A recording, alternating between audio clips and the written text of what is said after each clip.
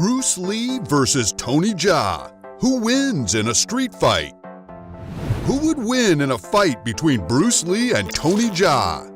A question that has appeared in every martial artist fan's head. Welcome to Brutal TV. Today we will finally decide who would win in a street fight, Bruce Lee or Tony Jaa. Place your bets and make sure to watch till the end to find out the winner. But before we begin, let's remind you just who these martial arts beasts are. Tony Jaa. Chapanam Yuram, or Tony Jaa, was born on February 5, 1976 in the northeastern province of Surin, Thailand. Surprisingly, his parents were elephant herders. Jaa admired martial arts films as a young kid and emulated some of his idols, from Jackie Chan to Jet Li and even Bruce Lee himself.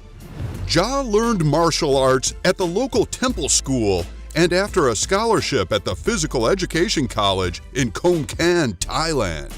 He continued to learn Muay Boran, Muay Thai, Wushu, Judo, and Taekwondo. Jaa later did some stunts in a film for Panabritchakrai. This ended up in Jaa being seen and getting work, doubling as James Remar and Robin Shao in Mortal Kombat Annihilation. His demo reel was noticed by director Prachiak Pinkau for the film Ong Bak. The Thai warrior was made for Jaa. Later, Jaa adopted the English name Tony Jaa. In 2013, after ending his cooperation with Sahamanko Film, Jaa was contracted by Universal Studios for a role in Fast and Furious 7. Jaa then starred in several international films being filmed in 2014 and has since focused more on international audiences. Bruce Lee. It's needless to cover the whole story of Bruce Lee, right? You came here for him, already watched all of his movies and all of our videos about him. Bruce Lee is still the greatest icon of martial arts cinema and a significant figure of modern trending media.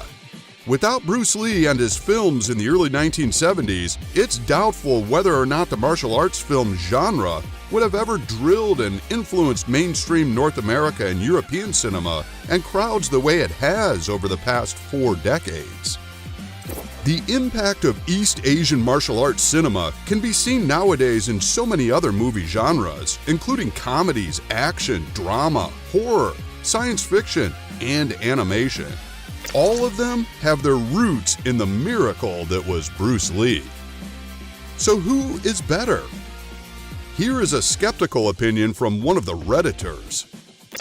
Bruce Lee's Jeet Kune Do is wholly based in Wing Chun, a style notorious for not being practical in a real fight. Although you would principally find hearsay from practitioners denying the claim and many other martial arts schools proving it. However, that is the reason why Jeet Kune Do was begun in the first place. It has a primary focus on simple techniques that are quick and efficient, like the straight jab, but its practicality is questionable. The problem is that Bruce doesn't have any known record for fighting, and all the claims of his street fights are fabled and stories at best.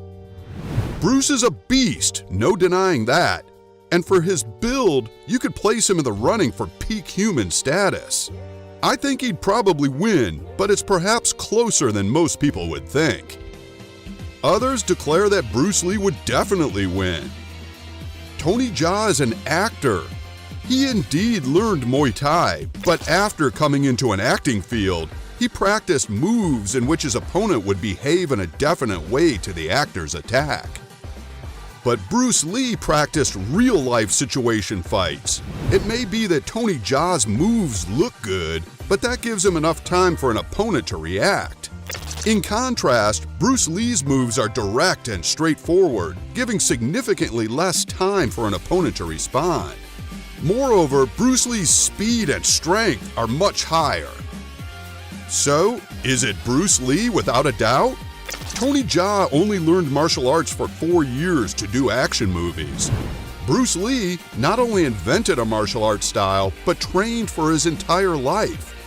There will be specific disciplines that would take years to master. Although Jaa has done more movies since then, he has learned martial arts, whereas Bruce Lee put his life of training into films.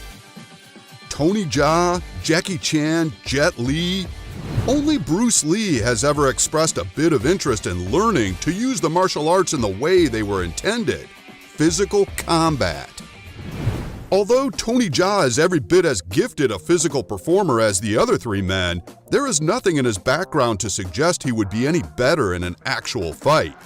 From a very young age, his focus in training was to look like Jackie, Bruce, and Jet, and not to fight.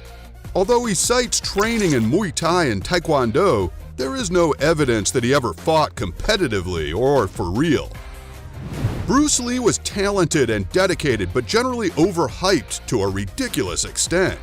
To the trained eye, it is immediately apparent that his fighting skills suffered from a deficiency in proper formal instruction. Jeet Kune Do is basically a not completely successful effort to compensate for that inadequacy.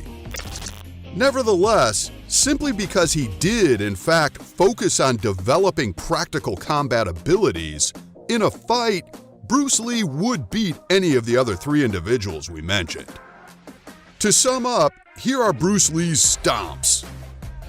They both have relatively false fighting histories. Although, leaving out the information out there, Bruce Lee still had considerably more fights and different combat forms. Bruce Lee's strength and physical feats bump off Jaa's. Also, not only was he more powerful, he seems to be much faster as well. Bruce Lee's knowledge and dedication to fighting was incredible. He was a lifelong student of martial arts, studied and practiced almost every form of fighting, and placed it all in his book long before MMA. But what do you think? Tony Jaa or Bruce Lee? Maybe there's someone better than both. Make sure to leave your opinion in the comment section below. And don't forget to like, share, and subscribe to Brutal TV so you don't miss a future upload. Thanks for watching. We'll see you next time.